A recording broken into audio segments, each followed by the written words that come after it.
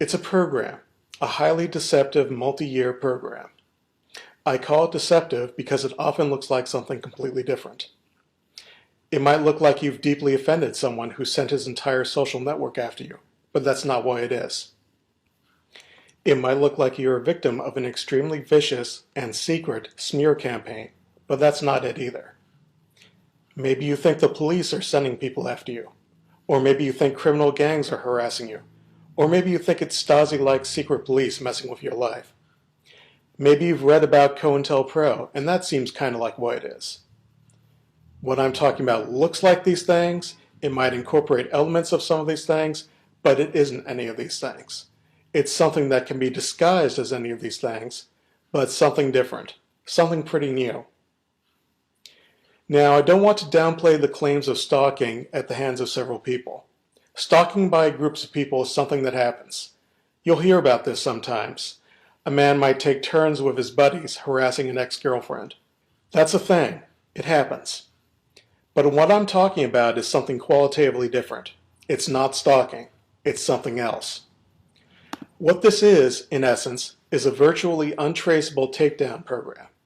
It's very hard to fight, partly because the program looks a lot like mental illness, and partly because you're being harassed in ways that you don't want to disclose to other people. It's made very embarrassing on purpose. There are several possible entry points and several possible outcomes. Since it's highly psychological, how things turn out depend at least partly on the inclinations of the subject. Also, what I'm about to describe doesn't explain everything. There are other secret programs, which people on the receiving end of this program are very likely to be caught up in. And to make things more complicated, once someone gets taken down with this program, he might get enrolled in those other programs, things like weapons testing or medical experiments. If a target has been painted as crazy, the authorities can get away with a lot. And sometimes the program drives people to try to kill the people they perceive to be attacking them.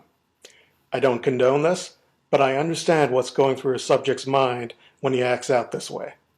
The whole process is threatening, it's infuriating, or humiliating, or a combination of the three.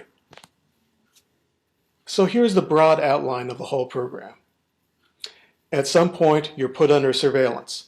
You're not told about this part. It could be years before the whole thing becomes obvious. A pretty common entry point is at step 1. In this step, which is optional, you're presented with a credible threat. Someone or some group of people who has a reason to be after you. It has to be credible. This is your own personal false flag operation, which is going to send you on a wild goose chase for years, so you have to believe the threat. The most believable kind of threat is going to involve money or property. That's an obvious motivation, especially if the amount at stake is large. Certain kinds of conflicts, usually involving money or property, can be seen coming years in advance. But it doesn't have to start like that. It could be you get into an online argument. Somehow they find out who you are in real life, or so it seems. Or maybe you snub a person in public, and so on. Your imagination at this stage is your worst enemy. You're inventing explanations in your mind to explain how it all started. Just remember, things aren't what they seem. Another entry point, things can start here, is step 2. It's very disturbing even without an obvious threat. What I'm talking about are a series of psychological operations in which you're made aware that things are going on behind your back which are unfavorable to you. It could be minor stuff, like evidence someone's coming by your place when you're not around. Again, your imagination runs wild. If you entered the program at the previous phase, you're obviously going to connect those happenings to the patsy you were provided with in the first phase. Around this time, you're also going to be made aware you're under surveillance. Someone might casually mention very personal details taken from your private activities just a few hours beforehand. Again, your mind makes the connection. Here's a great example of what I'm talking about. Let's say you go out to the porch one morning when you wake up and see an empty styrofoam coffee cup on the top step. This happens several mornings in a row. Obviously, someone is coming to your house every morning and leaving a cup there. One morning you decide to get up really early and see if you can catch them. You check the porch and there's nothing there. Oh well, so you do some chores, then you head out for the day and your heart stops. There's a styrofoam coffee cup on the roof of your car. That's an example of sensitization. You've been made aware that the coffee cup in this example is significant. Sensitization of some sort is going to happen during this phase, so you're made aware that messages can be sent to you non-verbally with subtle cues in your environment. At this point, you've been made aware of the fact that you're being watched, and someone or some group of people is messing with you. Stuff is happening behind your back. Another thing that can happen behind your back, gaslighting. Objects aren't in their expected places when you look for them. And finally, you're made aware that large numbers of people are interested in keeping tabs on you. Quite a few people. You're getting vehicles that show up wherever you go, or people who show up on foot wherever you go. Step 3. Now a new, very threatening message is sent. Large numbers of people. This is a message that's being conveyed to you.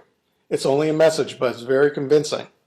Are not only keeping tabs on you, but they're watching you and don't like what they see. This is going to be hammered home with a handful of exceptional episodes, demonstrations of hostility which seem very sincere. Those demonstrations are very manipulative. You're supposed to remember them and file everything you see in the hostility box. So you're going to get commentary on your private actions at this point from lots of people, sometimes in real time. Not necessarily to your face. There might be well-timed car alarms or explosions in the distance, and so on. Step 4. An extreme harassment episode. Okay, this builds on all the previous phases. You've been made aware that lots of people are watching you, they're hostile to you, and they're speaking to you through this secret language. Now things take a terrifying turn. You get an extreme harassment episode involving hundreds of people, sometimes in a single day, in a highly coordinated way. But because you've been prepared to recognize what I would call covert signs of aggression, objects and events you've been sensitized to, unusual amounts of attention from people around you, street theater, nobody else is going to notice it. So this is all very disturbing, but it's invisible to everyone else, maybe even the people participating in it. A key characteristic of an extreme harassment episode is that there's no escape, no matter what you do. You might panic and flee. People will follow you everywhere. They'll be in your face no matter where you go. You might check into a hotel to get away from it all. People will check in next door almost immediately, and your neighbors will harass you all night. Another key characteristic is betrayal. People you trusted who didn't previously participate will join in. This is all very memorable. No escape. Everyone's betraying you. You're supposed to internalize that.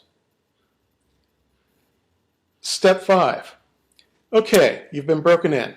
You're now your own worst enemy. This might be about a year in. You're jumping at your own shadow. What really helps with this whole thing, this illusion that's being maintained, you might be hiding in your residence and only popping out when absolutely necessary. Because you're seeing this activity around you, and it seems to stem from a run-in with the wrong person, or people just seem to take a disliking to you in your neighborhood, and so on. And they're misusing government resources, and they're in your face. What else could it be? Well, I'm going to tell you.